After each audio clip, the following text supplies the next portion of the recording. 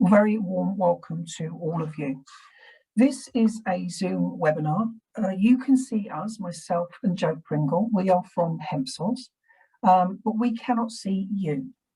There isn't a chat function on the webinar, but we do have a Q&A function, and we'll be using this to capture any questions that you have as we go through.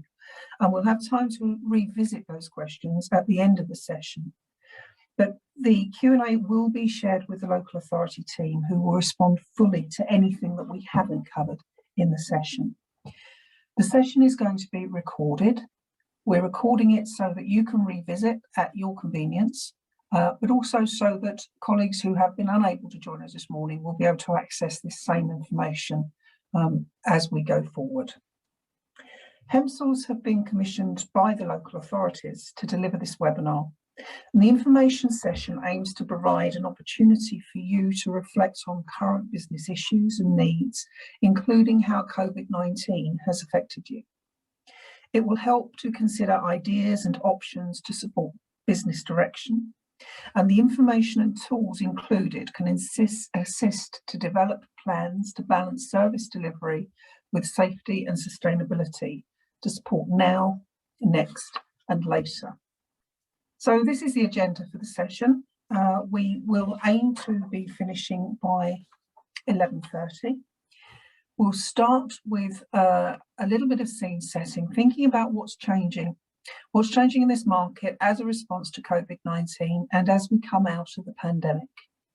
Joe is going to be looking at working within statutory guidance, and then we're going to be thinking about delivery models which balance flexibility and sustainability and introducing tools that help support business decisions. There'll be a short summary at the end of the session. We will be asking you to complete an evaluation. And as I've already said, there will be an opportunity to look at some of your questions as we get towards the end, and any that we do not cover will go to the local authority so that we can get a full response. So starting off thinking about what's changing, and the answer to that is everything. There is so much change and uncertainty in any business in a normal year. And this has been anything but a normal year. Business planning is indelibly linked with marketing. And by that, I mean keeping on top of family and funder dynamics. For example, what families want and need and demand, and what funders are wanting to purchase and how. We all know that this is a huge issue right now. Few businesses, if any, will be in the same position they were in this time last year. And it's important we understand what's changed, what is changing, and what may change in the near future. Good research can help, but it is scarce and it's not always accurate or timely. And so our own experiences and those of others can tell us very much. All of this change affects our business and finance models and ability to deliver. And in the market, family preferences, confidence levels, needs and demands are extremely fluid. We need to include all of this in our business planning and support. And that doesn't add up to an easy task. As ever, things like employment levels, population changes, birth rates, new housing, changing employment patterns and different working practices all remain highly relevant. The world of work is clearly vitally important to the childcare market. The early education and childcare that you provide helps families enter employment and balance their work and home lives. And this past 12 months has changed the labour market in many different ways. So far, government coronavirus job retention scheme, or furlough, and the self-employed income support scheme have helped to retain many jobs, as well as other general support that has been available. And what will happen now as to unemployment levels as we move to wider reopening and furlough is rolled back or ended is open to speculation. It's hard to predict how long the impact of recent changes and COVID-19 will last, how much it will impact on the labour market. But it's not just levels of employment, it's also about changes to how people work. During the first lockdown, non-essential workers were required to work from home wherever possible. Online meetings and virtual offices became the norm for millions of people. More people now work from home either all the time or for some of the time. And there have been and there will be changes to how we work, but also new employment opportunities. For example, where there are regeneration plans for local areas that involve new jobs or new hospitals being built or large retailers moving into an area. Change is not always a bad thing. We need to understand the drivers of change and to respond accordingly. But these factors are hugely significant for childcare use and levels of paid for childcare. They also directly affect demand for entitlements, such as the 2-year-old entitlement or 30 hours childcare. Because these two entitlements contain economic or income eligibility criteria, and these are being impacted. And it's hard to predict long-term parental demand. Our experience has been that demand for the early years entitlements for 3 and 4-year-olds has not been hit as hard as demand for 2-year-old funded places and paid for hours. 2-year-old take-up has reduced, and we think this is more pronounced in Black, Asian and minority ethnic households and non-working households. Families are rethinking their childcare needs.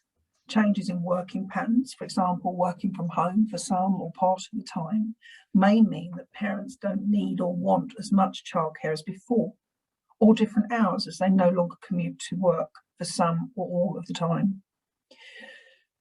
They may have been able to share childcare between parents, and they may have less or more access to grandparent childcare. Flexible and home working arrangements may change the hours of the day that childcare is needed for. Numbers of 2-year-olds, eligible 2-year-olds for the entitlements and 30 hours may go up or down as families' economic circumstances change, and it brings them in or out of those eligibility criteria. Losing income or having reduced income may impact on a parent's ability to pay, not just for preschool childcare, but for out of school as well. We've noticed, and I think we've all noticed, that parents' anxieties around using childcare outside of the home has been a main barrier to take up over the last 12 months or so. Confidence started to grow in autumn term. Confidence in using early years and childcare was growing in the autumn term, but recent lockdown restrictions may have increased parents' anxieties around the safety of provision again. We know providers have changed the way in which they work with parents, so drop-offs, routines, show rounds, new ways of settling in, etc. And many of these have been really effective and beneficial. Relationships have been good. Really good infection controls can help allay parents' anxieties, and some settings that we have worked with report increased levels of inquiries and had good indications of demand for summer term and later, whilst for other settings the reverse is true.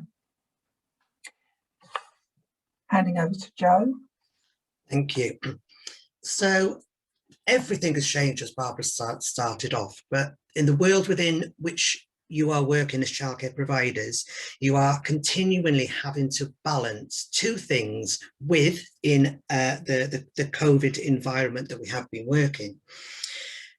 As we start to think about where we go next, we are constantly trying to balance these two things, to find a model, to find a way of working, to find a business planning process, and for those decisions as we move forward. On one side, we've got the earlier statutory guidance, the framework within which we have to deliver, which are the shoulds and the requirements of both the local authority, but also of the providers that are delivering services. And on the other side, we've got delivery models and how you do it so that it is working for you, your business, but also for the families which you within your community. But as well as that, we're also having to make sure that we are managing parental expectations so that what we do and what we don't do is clear, so that at that point of entry, families know what it is they can get from us and what it is we won't be able to do for them. We need to make sure that the model that we deliver doesn't just work for families, but actually works for our business and works within the market that we were delivering, that takes advantage of our unique selling points, but allows us to achieve the income that we want to achieve. We also need to make sure that that families understand what's out there to reduce the cost of their childcare. Because families understanding that a pound that they spend with you is not necessarily a pound, it might be 80p using tax-free childcare, it might be 15 pence if they are using universal credit, will help them to work out how much they can have, not just the funded entitlements, but actually buying more from you, buying extra hours, buying longer hours, buying more across the year. Where we are now, looking at the data this morning that the Department for Education have published, about 78% of the usual population had taken up places as of the 29th of April. But that'll look very different across the local authority areas, and it'll look very different across setting to setting. Some of you, things might have returned back to what was almost a pre-COVID normal. Some of you may have much lower occupancy. So thinking about the operational guidance, the statutory guidance, what can we, what can't we do? Guidance, both operational and statutory, is really clear that the funding is intended to cover 15 or 30 hours a week of high quality, flexible education. I don't think we should be talking in 15s and 30s. I think we should be talking in 570s across the year and 1,140, because that's how providers deliver. Providers deliver extended, they deliver that number of hours in a different way. It doesn't always look like 15 or 30. So 570, 1,140 becomes a more understandable thing for families. Funding is not intended to cover the costs for meals or other consumables. It says in the guidance, additional hours or additional activities. Parents and carers can therefore be expected to pay for such services offered by a provider alongside their free entitlement. So they're finding that balance, and communicating this is key to avoid confusion. Where parents choose to buy additional services, it's a private matter. But providers must offer alternative options for parents. And I think this is the key thing, that when we're putting a model together and we're thinking about what we might do, we need to take a step back and think about what those alternatives are. Some people will talk about the term voluntary, but I think that is for me, it might not necessarily be the right term, because an alternative is what we offer. A parent can buy the lunch from you, or they can provide a packed lunch. A parent can take that additional class, that additional service that you offer, or not. They can't have it and choose whether or not to pay for it. So they can't have the lunch with you and not pay you for it. They can have an 8:30 start if that's an additional service that is a paid for service with you, because it is additional and they are choosing to buy that from you. So thinking about alternatives right from the start on your model is important, so that if there is a challenge, you have that plan in place. And we must be mindful about the impacts of additional services charges on our most disadvantaged parents. For some of our parents who are lowest income, are 2-year-old or non-working parents, even the smallest fee can be a barrier. So that's where we start to think about where disadvantage, the disadvantage funding or our earliest pupil premium come into the equation, and how we use that money. DfE guidance is really clear and sets out what to do, and many providers have really clear admissions policies. What we do, how we do it, the number we offer, what it looks like, the hours it can be taken over, how many weeks in a year that we offer. But I spend a lot of time working with providers, and one of the first things that I do is to Google or to use one of the other search engines to see what it is they do and how they do it. And it still surprises me how confusing things can be, or how unclear it can be. So making it clear What hours are included within the funded part and what hours aren't is really important. How it's delivered and what additional charges there are that families can spend their money on, that they can purchase from you, is really important. And thinking also around that separate agreement. I think the key part about having that separate agreement is that parents are clear from day one, from discussion with you, from talking with you before they book that place, that they know exactly what their bill is going to be, what they're going to have to pay from week to week. A lot of the conversations that Barbara and I have had over the years with local authorities around parental challenge is around parents not being clear, and there not being that clarity for families at the start. So back to you, Barbara. That's the framework we are working under. Looking at the other side of the balancing act, thinking about demand considerations, thinking about how or if demand for early years and childcare has changed.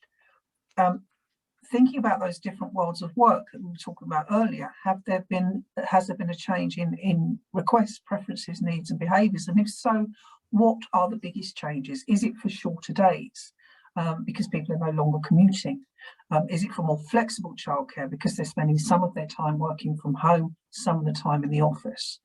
Thinking about what impact this is having on the business, and what's easy to change and respond to, and what feels difficult, if not impossible.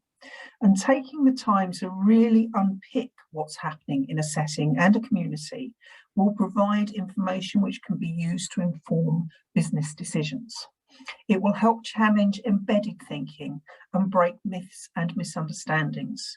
It could also be really useful in driving change where there may be blocks in the way. So a starting point can be understanding the local market.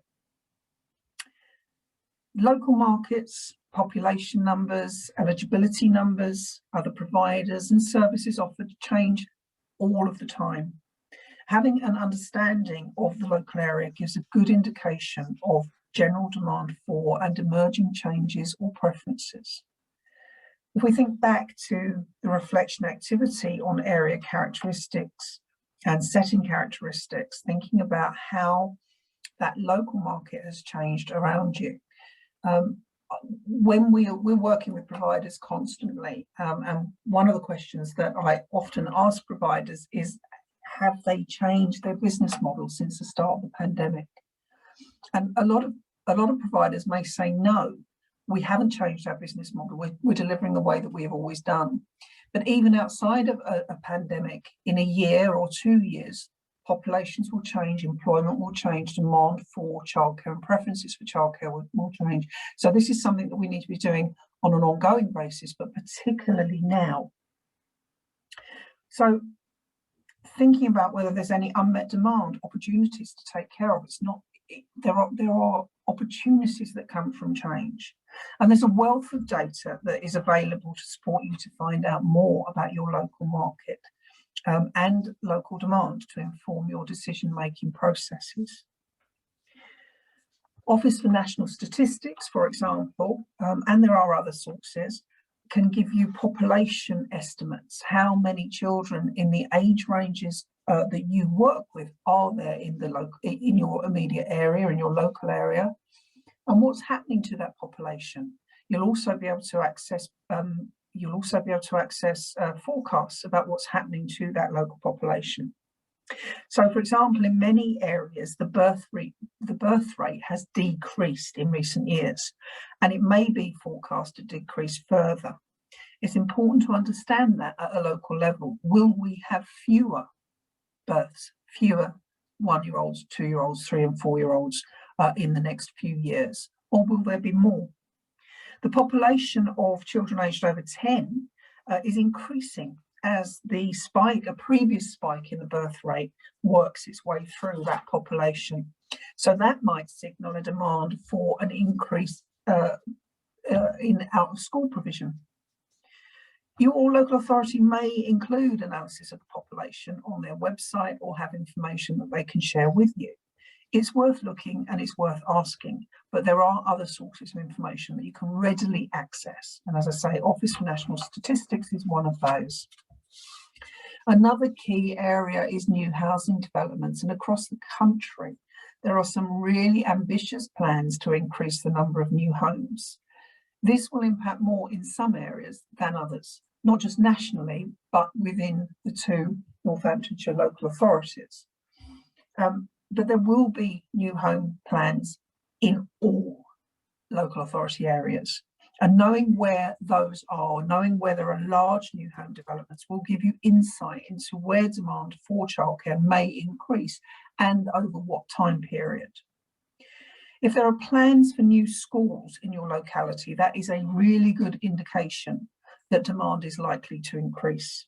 Schools planning do an awful lot of work forecasting population trends so that they can ensure that, that families, children have access to education. So always keep an eye on what's happening there.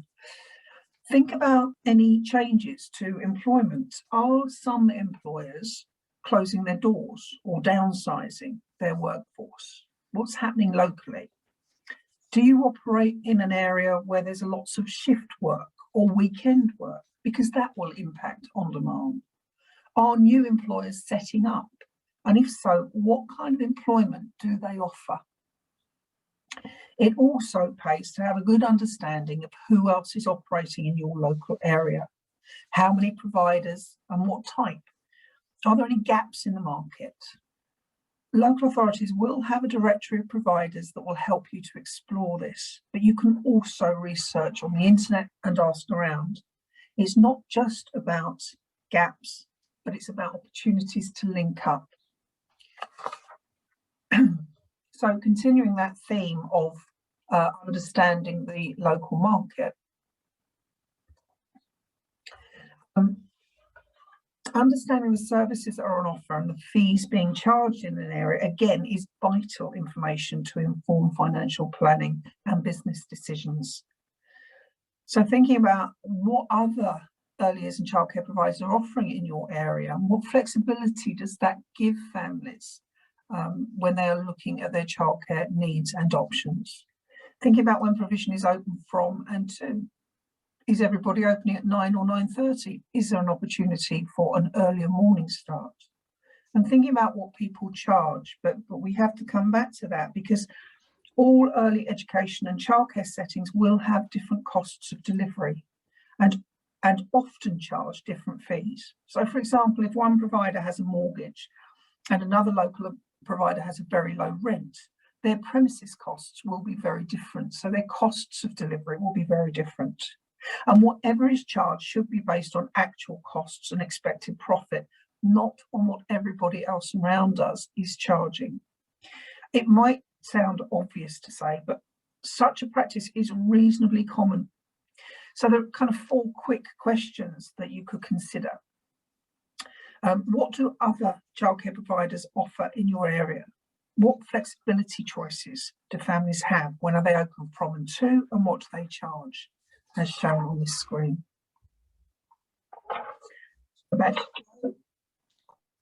Thank you. Just to confirm, one of the questions that we just got in the chat, the slides will be shared, and we'll share the slide deck with the local authority, and they will disseminate that to you in the normal way that you receive information. So yes, you will get the slide set through when we're finished. When we're putting this session together, what we wanted to start off is by thinking around the context. We were very fortunate earlier this year to have been commissioned by the Department for Education to develop a business map, a bit of a checklist that we'll look at a little bit later. And really where that starts is the context that we've just been through. Before we think about what we're going to do next, we need to get that real clear understanding as to what's changing. And as Barbara has alluded to, and as we've all lived through, lots has changed. But we also need to understand what's going on around us. And within the business map, there are several tools, a SWOT analysis and pest analysis, and lots of activities that can help you to pull together this information. And the link is in the slides, and we will share that with you later. Some of you, as we started off saying, might be very near or very close to where you were pre-COVID. Some of you might have been open right the way through the lockdowns, and you might have found that your business has been constant. But what we have seen is that in some areas, and even within some providers within some areas, the return for a variety of different reasons has been slower.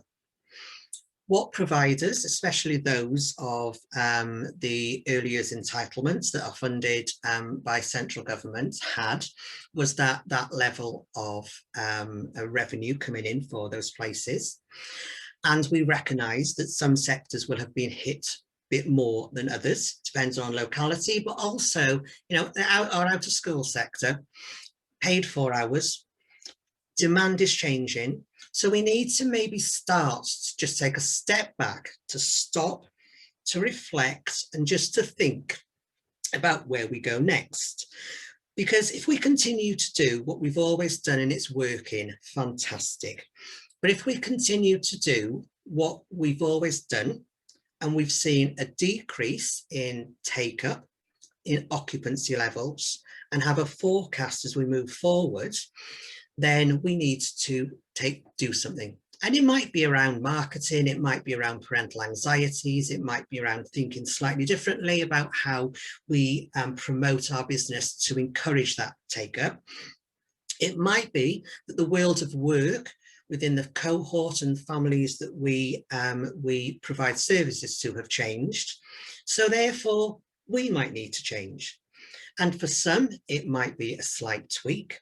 For others, it might be a rethink of what we need to do. So understanding what, if anything, has changed, what competitors are doing, and if demand is changing, allows you to think about where your model's going in the future. It allows you to focus on those business decisions to see whether we need to continue to do what we're doing because it's working well, or maybe think slightly differently. I'm going to share for the next number of slides some models. I'm not saying that the models I'm going to share are right models, because you're all different. The beauty of the childcare market is it's diverse. The beauty of the childcare market being diverse is that family needs are diverse. So we need that variety and that flexibility within the market. But we do need to consider working within that framework. And we do need to consider whether what we're doing is meeting and hitting the mark of what is happening as we move forward. So if parental demand is changing, if we are seeing a blended model of work, working from home, working in office spaces, maybe now's the time to start to think about, are there changes that we can make? As I've said, the examples that I am going to share, it's not all inclusive, it doesn't include everything. They're really just some alternatives that we have worked with, that we have drawn from providers to think about some of the alternatives that are out there. So when Barbara and I, and maybe some of you on this webinar started, early years was very much delivered in morning and traditional morning and afternoon blocks. And over the years, from 2006 moving forward, we saw 12.5 hours to 15 hours, and we saw that requirement for increased flexibility, that more families working, more part-time working, families wanting things slightly differently. So we've seen a move to a level of increased flexibility. And one of the most popular in early doors, especially in local authorities with high proportion of maintained or preschool provision, was the second model, which allowed families to have extended days. It allows families to have their 30 hours. But there is a sticking point. And when we were talking about the guidance and what the statutory guidance says, the statutory guidance also indicates that ideally families should be able to take their provision in continuous blocks. So if a family is going to challenge and they're going to say, actually, I want my entitlement as a standalone block, that alternative, you need to think through what your alternative is. Because it could be, and I have seen this happen, physically happen, that you are in a position that you are the provider with that model and have a parent who wants it as a standalone 6-hour day, and everyone's technically right. But there needs to be a way forward. So you need to think what that looks like. What we've seen as we've progressed through flexibility and 30 hours is that we are seeing term time and 30-hour places looking slightly differently. If you're a provider who all your parents want 8:45 till 3:30, just as on that previous slide, it's irrelevant which parts they're paying for. I offer a preschool day, which is 8:45 until 3:30 in the afternoon. And to have that whole day, you need to pay me X amount. But the difference between that model down the bottom and that model at the top is actually, it is optional. It is non-conditional. And if that's what parents buy from you on a regular basis, you immediately have moved yourself from that element of challenge to a non-conditional place. But that model does bring with it challenges. And I've seen it happen, that what happens is that families then want 9 till 3. And that brings you as providers challenges, because then you've got an 8:45 start and you've got a 3 o'clock finish as well as a 3:30 finish. And that then starts to affect you operationally. And when we're planning models, we need to think about models that are practical in operational terms, as well as flexible, meeting the needs of families. So that is an operational challenge that needs working through. It also comes with a financial challenge, and that is that some families will take 9 till 3 and they will not want to pay that bit around. So depending on your demographic, dependent on families, these are all the considerations we need to have. What we have seen, and one of the things that we are seeing, and especially in term time preschool sessions or in maintained nurseries or maintained nursery classes, with the delivery of 30 hours, if you offer an 8:45 to a 3:30 finish day, there's actually 27 hours delivered across those days. By putting that model, considering that model, you are immediately getting rid of your 2-point entry at morning and 2-point entry in the afternoon. What you are doing is that you then say, actually, it's 27 hours delivered on 4 days, and on the Friday, or whichever day works for you, there's 3 hours worth of funding to have. If you want every day, all day, then you will pay me my £5, my £4.50, my £5.50, my £6, whatever my hourly rate is, from 11:45 until the end of the day, or you can pick up. That's got some benefits for a 30-hour model, because it allows you to think about PPA time, it allows you to think about all your resources reduced at one point rather than at various points. And it allows you just to have some control with regards to expenditure and the income that you've got. Won't work with any, it's an option. Now, some providers on the call here will be all year round providers. And some of you will offer term time only places as well as your all year round offer. Now, one of the things that on calls, and I've done quite a lot over COVID, both one-to-one with providers, but also in group sessions, that providers have been telling us is that parents are or have been pulling back to core funded hours.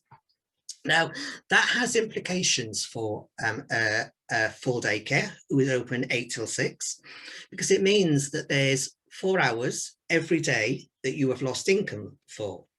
So if you had 3 places, that's 60 hours. Now that's a lot of money. So if we are thinking, and if we are finding that families are reducing their hours back to 30 hours only, we need to think about how do we want to manage that. You might manage it as a stretched entitlement, number of hours per day, every day, across the week, across 51, 52 weeks. We might manage it in half-day blocks. There's lots of things that you can do. But something to throw into the mix is the bottom model. Full daycare nurseries in the main are open 10 hours a day. If you take 3 places, of which you potentially in the upper model would be losing 60 hours of paid for money a week, modelled up slightly differently, gave everybody 3 10-hour days. And if you use 3 places, you can actually fit 5 children into those same 3 places. I recognise that what you're not getting is your paid for rate for those 20 hours for every children. I recognise that you're not getting the 60 hours paid for those 3 children in 3 places. But if you offered 3 places as 30 hours as 6-hour days, you would generate X amount of income. But if you offered it in the bottom model, because there are 5 full-time equivalents or 10 and 15-hour children, you can generate an extra £9,234 based on the 3 and 4-year-old base rate across the local authority. So that I'm not saying use that model. I'm saying think about how you are moving forward if things are changing. The first model absolutely decimates your income because you are left with blocks of time that you can't sell. So if you are going to allow parents to have 30 hours, and if the top model doesn't work with you, and a standalone 30 hours, not part of a stretched, the bottom model allows you to control some places. You wouldn't do it for your whole business. You'd be absolutely mad. But you could offer a limited number of standalone 30-hour places and generate 5 full-time equivalent amount of money, which is, as I said, 2 extra children is just over £9,000. So I suppose the message there is, if things are changing, don't just say yes. Think about what will work for you. In the statutory guidance, it is clear that you will have a model and you will offer some level of flexibility. But flexibility doesn't mean all things to all parents. Flexibility means that parents can have more than just A. So they can have A and B, or they can have A or B or C. But that flexibility and what that looks like really depends on your individual business, what you want to do, what you're able to do, what works practically, and what works financially for you. So many of you I know will stretch, and within the local authority area, you can stretch over 48 weeks, 51 weeks, and 52 weeks in variety. And you will do that in a variety of different ways. Some of you, it will be funded hours as part of a session. There might be some people within the call that actually offer standalone funded hours for that period. Those are the business decisions that you make. Stretching comes with its benefits, because in the same way as we talked about using the 30 hours slightly differently on 10-hour days, if you are finding a reduction in paid for hours, stretching allows you to increase capacity, because within a 4 place, you can actually achieve the income of 1 additional child. So each of those colour blocks is a child, and the red colour block is the 5th child in the 4th places that you would achieve the income for. That income is stretched across 47.5 weeks. It's an extra income of just over £4,600 and a 6-hour day if you chose a model like that. But you can also think slightly differently too.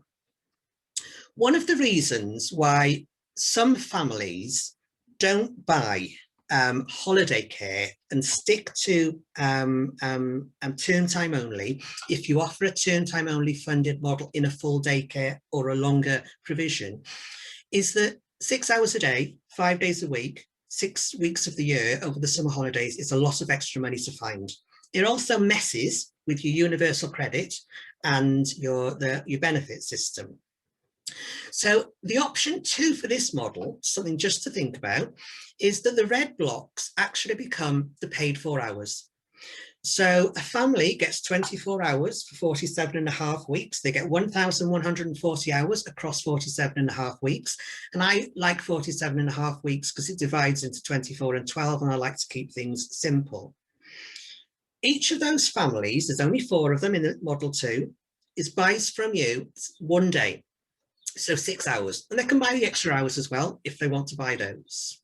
They've got no large holiday bills, so it doesn't prevent families from using you for 47 and a half weeks. They are able to manage their universal credit because their bills aren't going up and down. Their bills are static right the way across the year, but it also stretches your occupancy beyond a 38-week and a 52 or a 50-week model. The difference between option 1 and option 2 money-wise is about £2,000, but it does allow you to stretch that income across the year and generate a little bit of income if you find that families are pulling back to just a funded only model. For some of you who are in more rural areas, we might find that parents need a bit more than we can do. We might be a school nursery that is term time and school day only. We might be a preschool. So thinking about how we collaborate and we build hubs or partnerships is an important way of creating additional flexibility without compromising what you want to do. You might be a childminder who wants to work term time only, so you might be collaborate with other partners to deliver something that is more as families might need it. And we know as we came through COVID that a number of clusters came together to be able to meet the needs of key workers. So building on those clusters and those partnership relationships do create something that's more flexible, because the sum of the part is greater than the individuals, allowing you to stretch across the year, the day, and also, the day, the week, and also the year. But we must be mindful of COVID as we stand at the moment, and we know that there are anxieties around families using more than one provider, but having those systems and controls in place. The guidance doesn't say you can't do it. The guidance says that providers need to work collaboratively to work through those system of controls, and that will continue as we move forward. But how you partner is important, especially for some of you who are more rural. If you offer the traditional model of morning and afternoon with one partner doing their half, that can be managed if there is somebody, a childminder, another partner, maybe a wraparound provider who can come and pick up. But the reality of families who are working more flexibly now is that unless they have that model can't work. So if you think about offering a 2.5 day model or a 2 day and a 3 day model, and putting that collaboration together slightly differently, it means that somebody in a more rural part of Northamptonshire can use a childminder 1/2 of the week, 5 miles to the left, and they can use the preschool for the other half of the week, maybe 2 miles in the other direction. What they couldn't necessarily do would be to use both of those provisions in that same way. So how we partner and how we put that together, if we think of that in a COVID context as well, the pressure points or the touch points have been significantly reduced. But also the to-in and fro-in. The pickups, the drop-offs, the exchanges are all very different in that bottom model than they are at the top. And actually it gives both of the providers quality time and longer time with that child in longer spaces. So what we're trying to do all the way through this is work within that guidance. What does that guidance say? What does the flexibility that I need to be able to deliver my business, to achieve the income that I want to achieve? What is happening within my locality? What have other providers done? But also, what is happening in that world of work and in that world of parent demands? And what we're trying to do is to get to that equilibrium so that I have a model that allows me to achieve the income that I want and meet the parental demand that offers a level of flexibility that is operationally workable for me and the families that I'm working with within the parameters that the government says that I have to work within. Hand over to you, Barbara. Okay. So there's an awful lot to think about, lots of considerations, lots of different ways that the jigsaw can be put together. Can I just go back one, Joe, please? Okay. Thinking about all of those things and the balance that Joe has just discussed between statutory guidance and delivery models, there is the business map that can help you to navigate your way through this. And as Joe has mentioned, we developed this tool as part of a Department for Education programme of support. It's been widely used by providers, and the feedback from that has been very, very positive. It can be used to reflect on current business issues and needs, including how COVID-19 has affected early years and childcare businesses, and help to consider ideas and options to support business direction. The information collated in the tool and the tools available can assist to develop plans to balance that service delivery and safety and sustainability to support the now, the next, and the later. And using the tools in the business map can also help to embed a process of regular review with links throughout to other supports. The tool breaks down into, sorry, Joe, if I know the next slide, the tool breaks down to a journey with 6 stages and 6 things to do.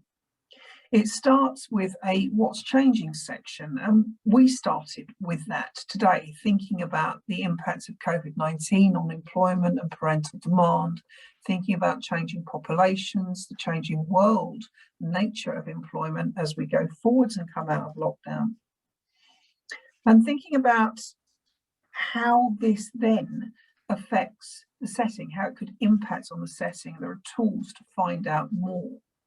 So this could be in terms of impacting on demand. Has demand for the hours or the days changed? Are people looking for more provision or less? Are there different patterns of demand? What does it look like moving forwards? And at that point, there is a risk assessment process, which is more about identifying the pressure points, as Joe's just mentioned. How are those changes in demand likely to impact at your level in your setting? And then it takes us on to exploring different ideas and options. What has worked for others? What could work for you? Before returning to those risks and thinking about how you can reduce or remove the risk to your settings. What is there that can impact on your own plans and decisions? And then at the end of this 6-stage process, there's a review and the process starts again if adaptations are needed. So back to Joe to look at some of those modelling considerations. So key to everything, if you haven't got it by now, as we've been going through this, is that what's changing. We need to consider, is parent carer demand changing, and that market analysis. So within the business map, there are the 2 tools I've referenced. There's the SWOT analysis, which allows you to think about your business. What are our strengths and what are our weaknesses? What are the opportunities for our business? And they might be growth opportunities, they might be new employer opportunities. And what are the threats? And the threats might be a large redundancy program. It might be a new employer or a new business starting up next to you.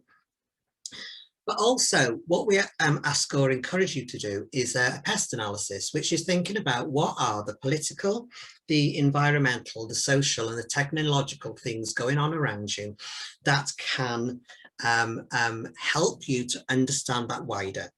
So, with regards to economical, what is happening as we come out of COVID within your local market, what employers are opening up, are people extending, what are our families doing?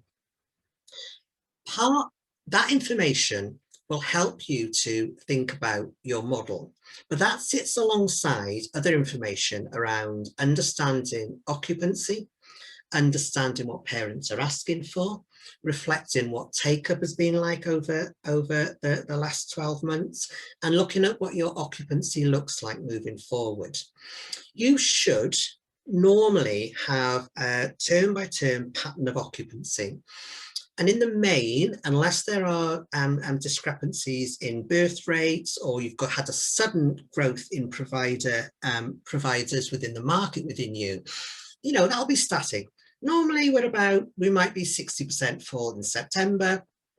We normally then are around 80% full in by the spring, and by the summer we're trying to work out how we can squeeze in that 100, those last few, to get to that 100%. That might not be how everyone operates. Some people operate at very different occupancy, maybe only ever achieving 80% occupancy by the summer, because that's what you choose to do, based on building size, based on staffing, based on how you choose to operate. So all those things will help you to think and to consider, is my model working? Because if term by term, your morning and afternoon model occupancy has dropped, and look back beyond COVID, not just during what's happened during this period, but what was happening previous to that, because that will give you an indication as to whether those models, look at what is your most popular model. What have parents been asking for? What were they asking for before COVID? What are they asking for now? Are we seeing changes that can give us an indication that things are moving? Because it has implications for finance as well. I'll explore that in a moment when we get to the fee section. So you need to be clear. The guidance gives you a set of parameters, but how you deliver your hours and sessions is up to you. But we need to make sure that it works. It reflects the demand that we are seeing from families and the inquiries that we are seeing, and it reflects what works for you. Many of you will ask parents, or you'll get lovely letters from parents when they leave your setting after being a baby or as being a preschooler, telling you how lovely you are. But actually, what we also want to know is why that parent didn't join you after they've made the inquiry. So have our number of inquiries gone up, gone down? Do we record them? Maybe we should, because it gives us an indication as to whether we are on the agenda, whether we have that, we are present in however parents are shopping for childcare at this moment in time. We also need to go back to families who maybe inquired, ask for details, had a show round, and ask them that question. You didn't choose us, can I just ask why? That allows you to address or to understand the difference between what parents want in your area and what you're delivering. And what you might find is that they actually were looking for a 8:30 start rather than a 8:45 start. And it might be a little tweak that you can make. It might be that you are a sessional preschool and they wanted full daycare.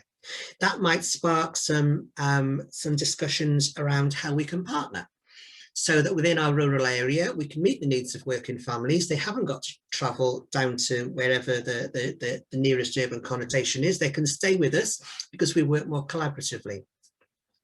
And we need to ensure that your model works financially for you.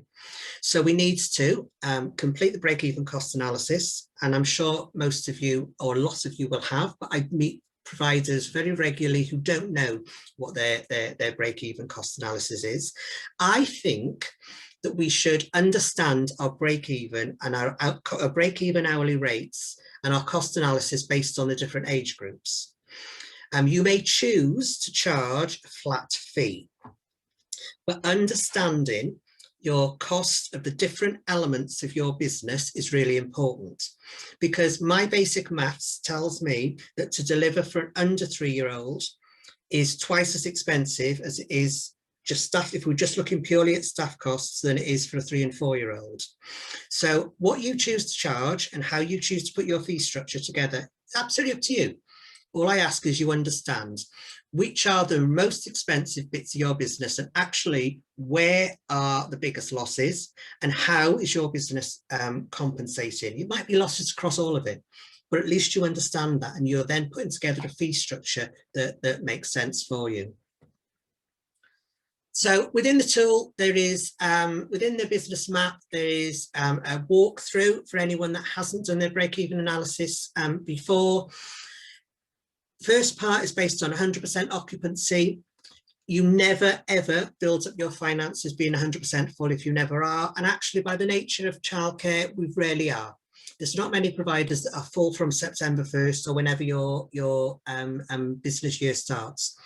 So you might start at 60%, you might get to 100% by you get to the summer, which means that your normal occupancy is around 80%.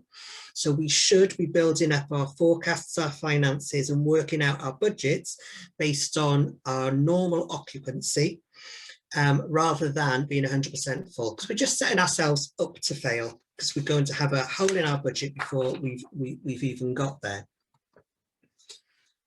Having a cash flow, messing around with the figures, understanding the implications of any remodeling you're doing, understanding if you are delivering funded places differently, the impact it has on your overall budget is really, really important, as is understanding your cash flow and look at your cash flow based on anticipated occupancy. If your figures are low, you need to be able to understand what that means, like month by month moving forward, so that you can increase occupancy. You can think about where you market, you can structure and focus your marketing, because it might be that you need all year round places. It might be you want working families who want extended hours. It might be you decide to focus a couple of places on a remodeled funded place because the number of 2-year-olds in your area is increasing. Make those informed decisions based on the work that you've done with regards to understanding what's going on. Fee structures and fees, they're all individual. I spent some time on Friday having a look at just doing a random sample across the Northamptonshire local authorities, and it is comprehensive and exceedingly different. You know, what some people charge is very different to others, and the way that you put your business models together, again, are very different. But as I said, fee structure should be based on understanding costs. I work with many providers who will say they have put their fee structure up, or they put it up on a percentage basis year by year. We've put our fee structure up based on what everyone else in the area is. No, we need to understand what your cost is. Your fee structure should be based on achieving that income that you want to achieve. Now, that might mean that you need to think about how you increase your fee structure if you've based it on what everyone else is. But note, as Barbara started off by saying, everyone's costs are different. So we tend to, if we're not careful, create a glass ceiling. And some people may still be making money because they've got a peppercorn rent. Some people might just be breaking even, and some people might actually be making a loss. So you need to think about that SWOT analysis. What is my unique selling point? What makes me different? You know, I should be loud and proud about the quality of provision that I am delivering and the fee structure that comes with that. I shouldn't be going into a fee conversation with a parent, mumbling it. I should be using all the information that I am aware of with regards to reducing the cost of childcare. So if I choose to charge £12 for something, or sorry, I'm going to use an easy number. I'm going to use £10. So if my cost is £10 for something, I start a conversation by saying my cost is £10, but that's not what you're paid. Because if you are using universal credit, there's a tapered allowance up, which means that some families only pay £1.50 of that. If you're using universal credit, sorry, if you're using tax-free childcare, the government will pay £2 of that. So it's only £8 that you'll pay. When your child becomes the term after their 3rd birthday, the government funding will reduce your costs too.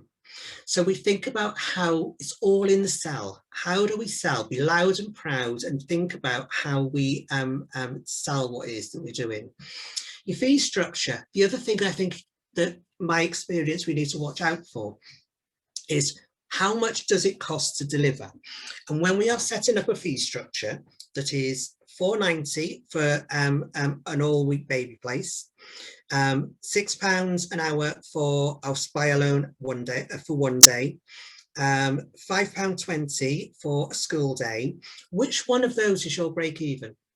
So it's just making sure that you are apportioning your fees in the right place, because if you need £4.90 and that is the minimum that you need, everything else means profit. If you actually need £6 and most of the families buying from you are buying full day care or the full week at £4.90, we are struggling. Also think about discounting. If we are discounting, and I'm not saying don't discount, but if we're discounting, make sure we understand where we're starting to discount from. Because if we need £4.90 on a baby place all week for every hour of those 50 hours, and we allow a 10% discount for twins, immediately we are making a loss. So we need to think about where, if we are putting in place reductions or incentives, how we use them. One off is better than a whole year. I worked with one provider a few years ago who had a very, very good discount for families in the armed services. But when we actually worked out how much it cost her over the year, it was over £25,000, which was very generous. But before you know it, it soon adds up. So really understand those things. Be clear with parents what you charge, what they can get from the government to help them reduce those costs. If you only offer a stand-alone number of funded places, i.e. just a pure 30-hour place over 3 days, be clear with families. We have a limited number. You know, manage parents' expectations. So if when they come to you, you have used all those places and you can only offer them B, they understand why. As I started off by saying, making sure the entitlement is clear how you do it, what they pay for, what the other options are, and how they'll be invoiced. If you are challenged, it will be because you did not make that clear, and a family is bamboozled when they get their bill and it's not what they thought it was going to be. And the other thing, and I've referenced it several times during this bit, is to help parents to help themselves. So there are things out there that can help them to reduce the cost of childcare. And if we build that into our discussions or our staff first conversation about fee structures, it immediately supports families to think of you as a consideration, rather than thinking they'll go to up the road to the setting that charges £8 because that's their budget. I'll hand over to Barbara. Thank you. And as Joe says, there are many different schemes that are available to help parents meet the costs of childcare. Different schemes suit different families and different family structures better. And it can look quite complex at first sight, but we need to be aware of what these different schemes are and be signposting parents to them.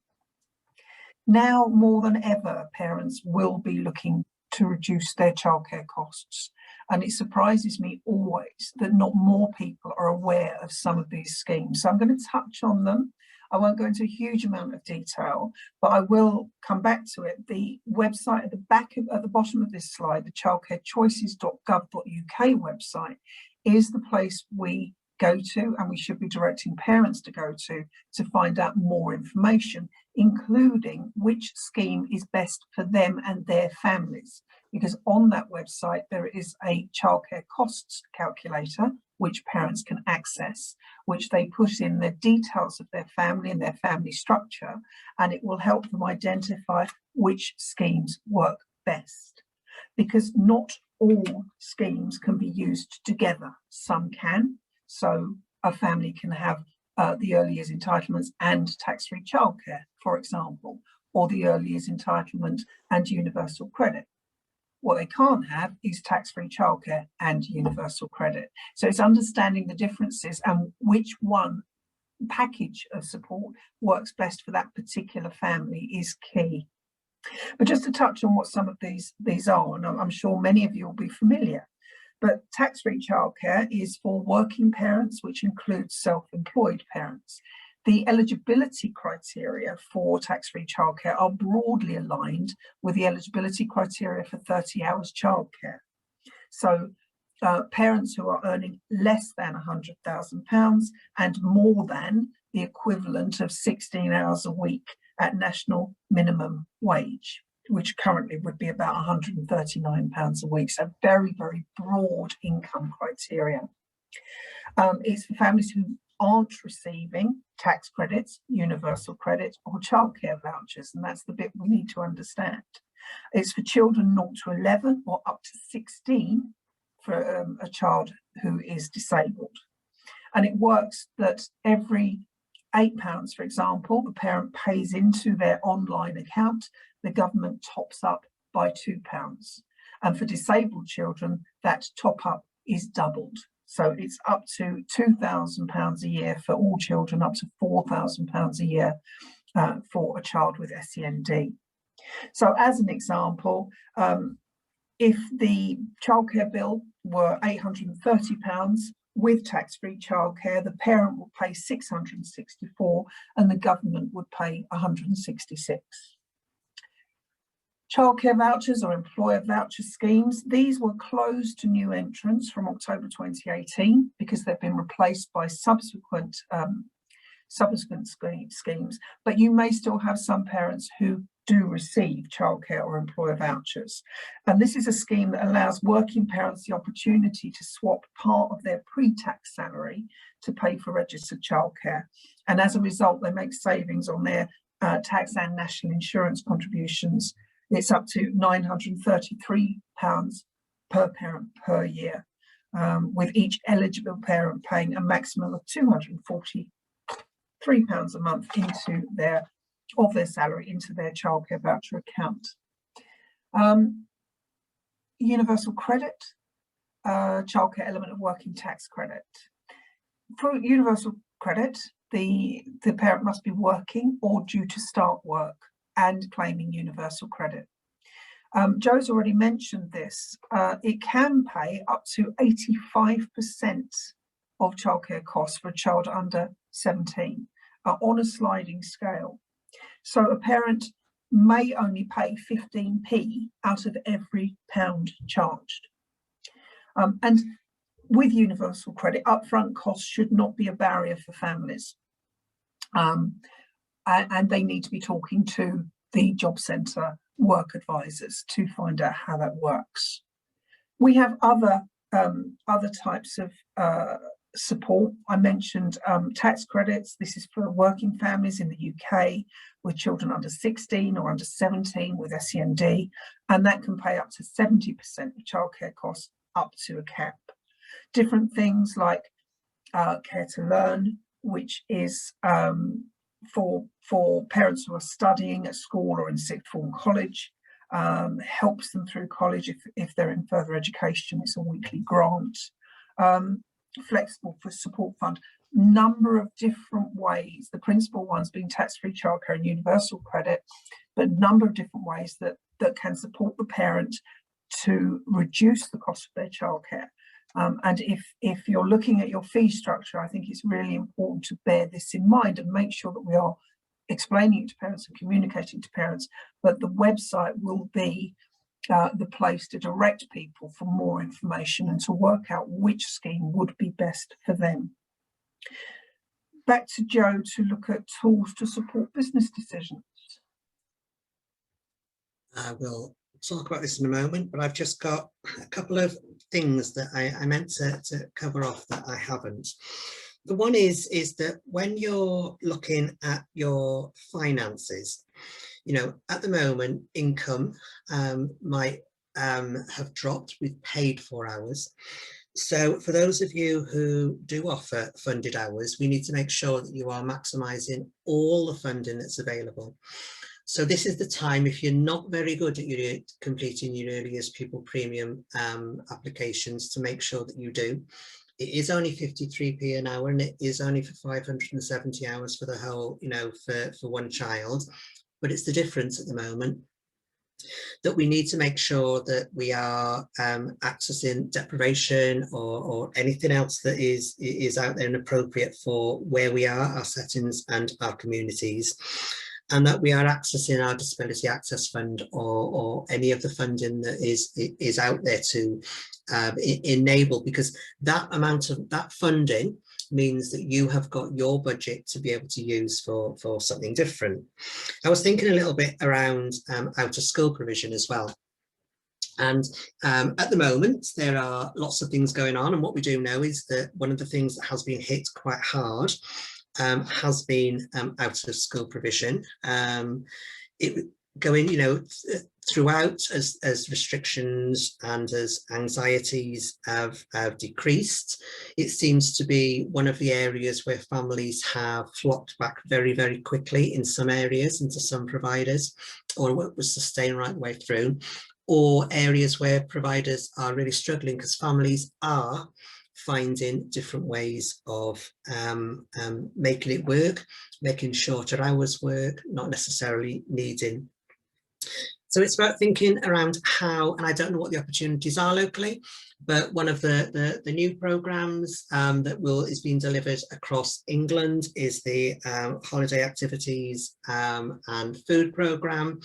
And in some local authority areas, there are opportunities for providers to deliver enriching, fun, with a hot access to a hot meal, and within a framework of delivery of 4 weeks of activities, 4x4, 4 days over 4 weeks within the summer holidays.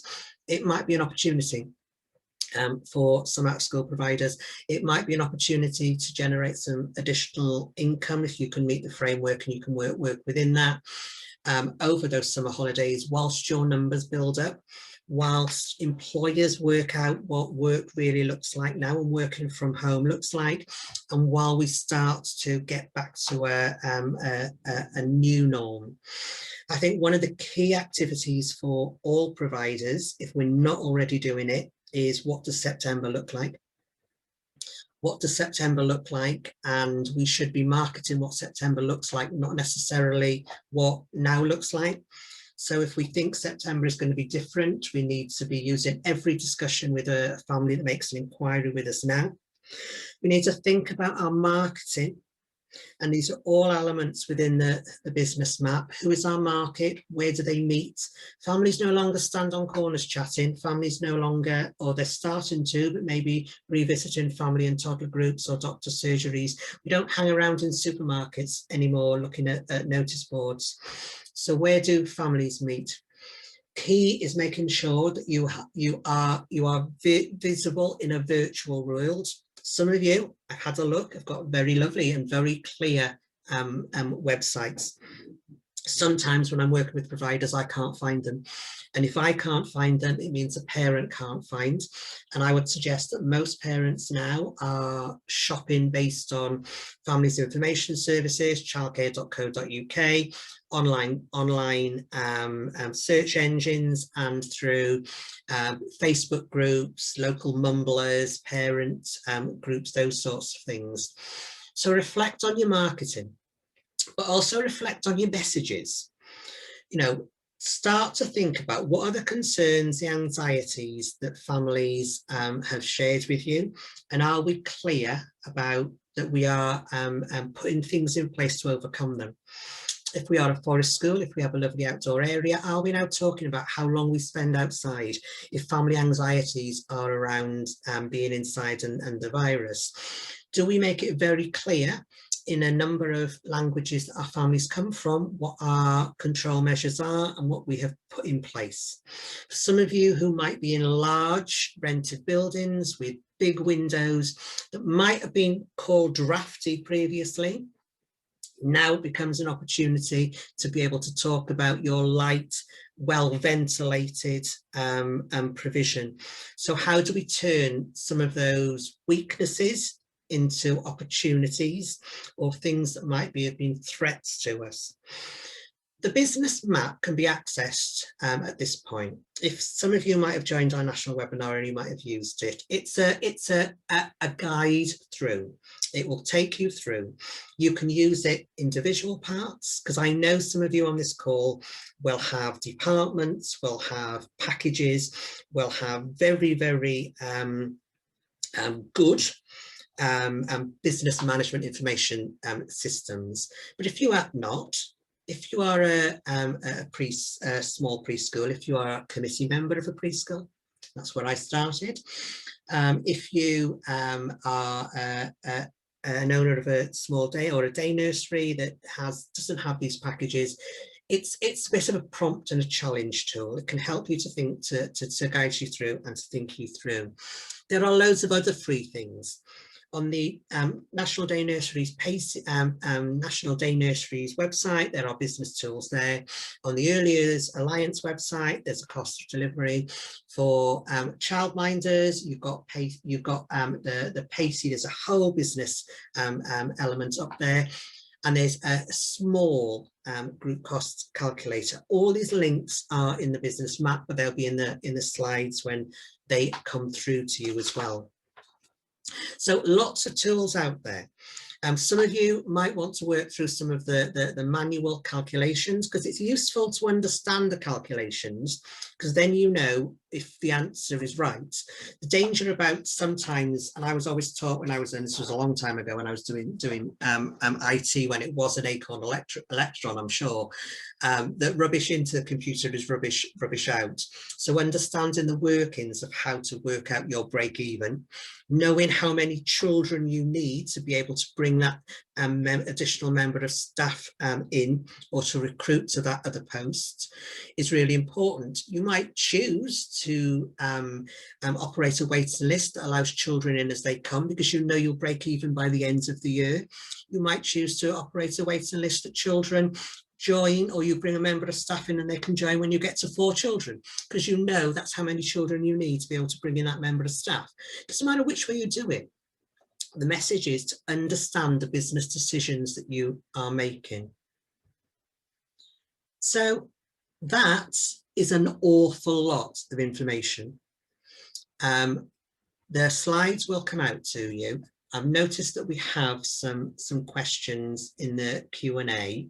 This is your chance now for the last few minutes. So, okay, so I've got a couple of questions around full daycare. Ultimately, as a full daycare setting, you will choose whether or not you offer term time only places. So therefore, how you put your model together, which of the local authority business, you know, the funding package you choose is totally up to you. The preschool bits, yeah, there are some idiosyncrasies around preschools, as there are some idiosyncrasies and some difficulties that full daycare have. So some of the modelling I talked around is just about trying to get whichever sector you're in to try and encompass everybody a little bit of challenge. And yes, it won't work for some of you. Will there be any changes to the 30-hour system with lots of changes in people's work patterns? I don't know. I have got no idea what will happen with regards to moving forward, with regards to government policy. Why comparing parents? It's the way that the system was put in place. Barbara, there's a question: why can parents only access 30 hours eligibility three times a year? Okay, I mean, yeah, they would, a parent, once they apply for, it depends on at what point in the term a parent initially applies for 30 hours childcare, whether it's the first half of the term or the second half of the term. But they are expected, are required to renew their eligibility, to confirm their eligibility. So they will have it for a period of time, say a term, and they will be required to reconfirm their eligibility for 30 hours childcare for the following period of time. So it works on a kind of almost termly basis. That is the way the system works. What we wouldn't want to do is because it is linked to employment, it's linked to income. What we wouldn't want to do is for a parent to be claiming 30 hours childcare when they are not eligible, because that would then kind of raise the scenario of possibly having to reclaim some of that from them. So you have to have that almost regular check. And it is only, you know, a number of times a year, but you have to have that regular check like you do with working tax credit, same kind of system, so that you know that that parent is still eligible and they're not going to get into a situation where they are claiming for something that they are not eligible for. That, to the best of my knowledge, is the rationale behind that. I think the other thing aligned to that is that, you know, in our world that we work in early years, and apologies to those of you who are from an out of school setting on this call, is that we work in those are the dates we work, it's the term after. So we're working with an age eligibility and that cut-off date for parents. And there's a, you know, the follow-up question here around for a parent that starts a new job. There is a run-in period that families can claim. I think it's if they know that they're starting a job 4 weeks prior, they can do that. And you know, some local authorities that we work in, and it's very different, some do, some don't, but some local authorities that we work in do allow some interim starts. They find it very small numbers, but it all comes down to finance. And you know, there are a small number of local authorities that do that, but unfortunately, in the same way that if a family in some local authorities, if somebody's missed a start date, then they will start their place the term after. It works in the same way. I suppose it's those parameters. I think that the Department for Education are constantly looking at the way things work, how things work. What I don't know is, you know, what drives change, or what change might come in around this area. I think there's a question there, again related, about having parents not accepting jobs because it was months before they were able to access funding. There are different types of funding, and it's really important, I think, that parents are talking to, for example, work coaches at Job Centre Plus, because there are various schemes that are around to support parents entering into employment. I think it's recognised that you know, there can be costs associated before that parent starts accessing any income from that employment. You can apply, as Jo has said, you can apply for 30 hours childcare ahead of the period in which you want to use it. So I'm just looking at the website now, and if you know, it depends on when the child turns 3, but there are various different times of the year that you can apply, which tend to be almost in 6 weeks blocks. So you can apply in advance with quite a degree of flexibility, but parents need to be looking at childcare choices, talking to the work coaches at Job Centre Plus to make sure that they are aware of all of the different schemes that are available to help them. If a family is applicable, there are 2 things, and all you need to scribble is budgeting loan and flexible support fund. Budgeting loan is aligned to universal credit, and it has to be paid back. It's based on individual circumstances. So if a family has had a budgeting loan for something previously and it is outside of their parameters to be able to pay it back, they wouldn't necessarily be able to access that. But there is also the flexible support fund, which doesn't need to be paid back and is around supporting a family or a parent a carer to return to work. So it's those upfront costs and deposits, and maybe some of those things that are needed. So you know, my message would be, you know, if a family is returning to work or on universal credit, ask them or suggest they talk to the person who is dealing with their universal credit claim. That won't apply, obviously, to families who are outside of that criteria, but it is a route for some families. I think we've got one more. So a question around invoices. Local authorities will frequently have a standard, and clear and transparent, really, in my interpretation, is that a family knows what they've had, what's being funded, what their bill is, and what it is what is payable.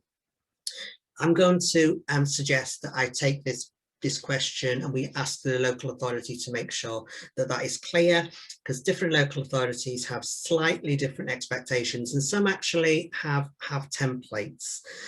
Some local authorities require different things, so I don't want to give a message that is wrong without having to go away and do some research or get the right answer for you. So I've sort of answered, but not quite.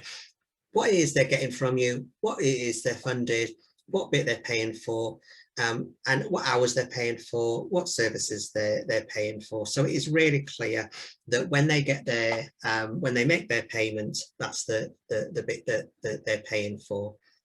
Some local authorities don't require invoices for funded only places. Some local authorities do. So that's where that reference back to your local provider agreement and what's in that provider agreement. There might be a few differentials or differences within that to the national guidance, and just making sure that you are working towards that.